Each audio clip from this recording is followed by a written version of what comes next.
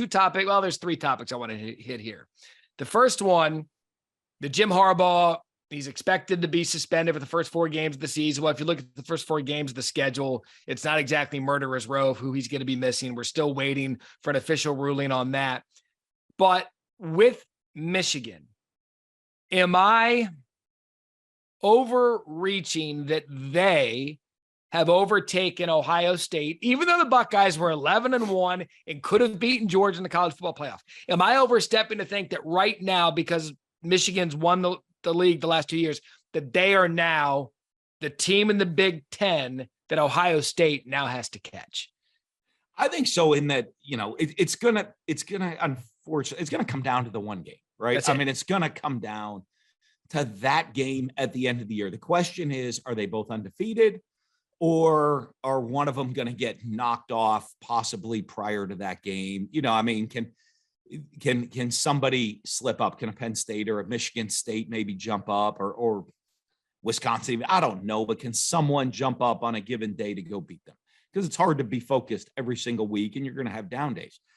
But I think the fact that they have finally found the recipe to beat Ohio State multiple times consecutively now, right? Yeah. And they have the momentum, and the game is in Ann Arbor this year.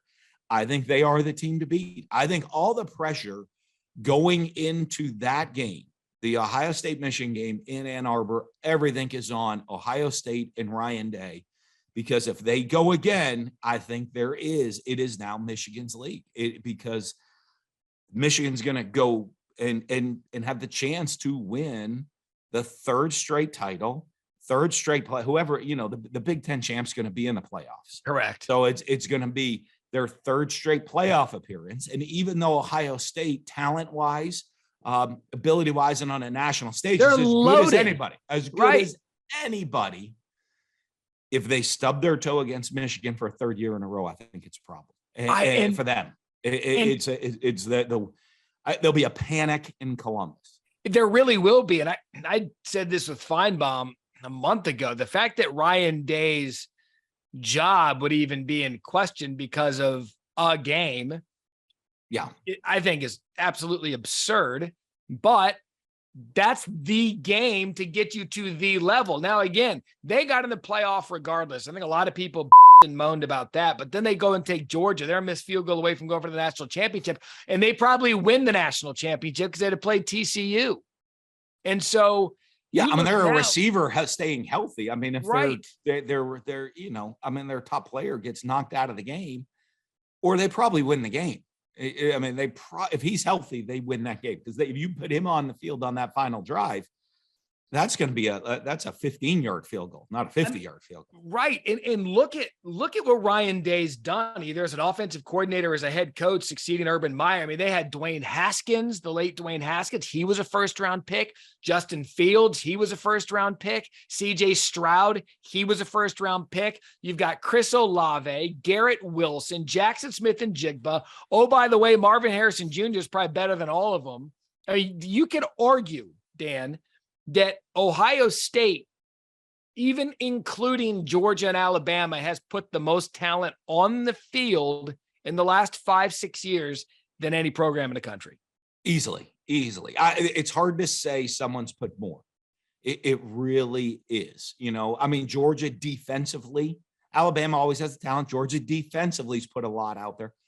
But, I mean, Ohio State has just been loaded. They keep reloading. And the dominance. But you know what? And I'm going to tell you, when you were at these jobs, I used to laugh, when Urban Meyer was at Ohio State, he said, I was coaching at Mississippi State. He said, you win 8 or 9 games at Mississippi State. They think you are the greatest thing in the world. Here at Ohio State, you got to win all of them. I said, well, the problem at Mississippi State is I got to go play the SEC West every week, and I'm playing Alabama, LSU. I'm like, you essentially have to beat Michigan, because you roll the ball out and win all the other games, because that's what you do. He said, yeah, but that one game is all that matters. I have one.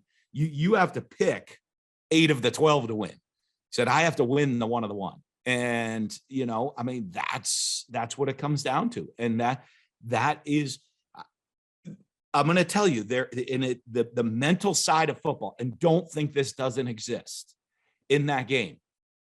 Ohio State's going to work for it all year. They're going to be focused on it. I guarantee you in spring, they spent spring breaking down Michigan and making sure the plan is in place. All the extra time, that game plan was kind of organized last spring of how they're going to do it, how they want to attack and play the offense and play the defense of Michigan and what's going to happen. Now they'll make the tweaks in game week, but that's all done. And they will be prepped. They will be ready to go. They will be so motivated for that game. But in the back of the head, they've lost 2 in a row and they're on the road. And do they have the number? And the first time something goes bad, Ryan Day better make sure that sideline's not looking at each other saying, uh-oh, here we go again. Uh-oh, did they actually have our number? There's that psychological edge that can jump in your head in those type of games. And we saw it, the 10-year war between Bo and Woody, and then everyone was excited for Urban and Jim Harbaugh, and now it's Harbaugh and Day. I mean, this is one of those. I think it's the greatest rivalry in college football. And here's why I say that. I know Auburn, Alabama, the Iron Bowl, people love it. That's a state game. That's a game within the state of Alabama. Because it's two different states. It's Ohio State, it's Michigan. To me, it's the best rivalry in the sport because you have players who grew up in Ohio that went to Michigan, players that grew up in Michigan that went to Ohio, players that had chips on their shoulder because one of the other ones didn't recruit them. And there's always a Big Ten championship at stake. And back in the day, it was all about the Rose Bowl. This game came down to the Heisman Trophy winners, Desmond Howard, Charles Woodson. I mean, these are to me, it's the best in the sport, and I don't think it's close.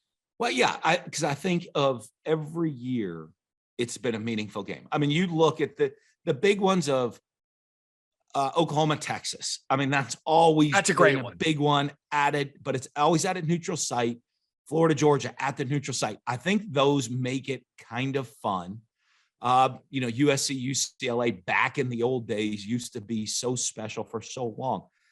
But I think the one that has stood the width of time. I mean, is that game. You have a hard time finding many games where championship implications were not on the line every single time they played that game. So I think that's what makes it the biggest rivalry. Now, to individual people, there's always bigger, but I think how big the game is for the sport and for championship level of the league year after year throughout history, I think that makes it the biggest one. Thanks for watching ESPN on YouTube. For live streaming sports and premium content, subscribe to ESPN+.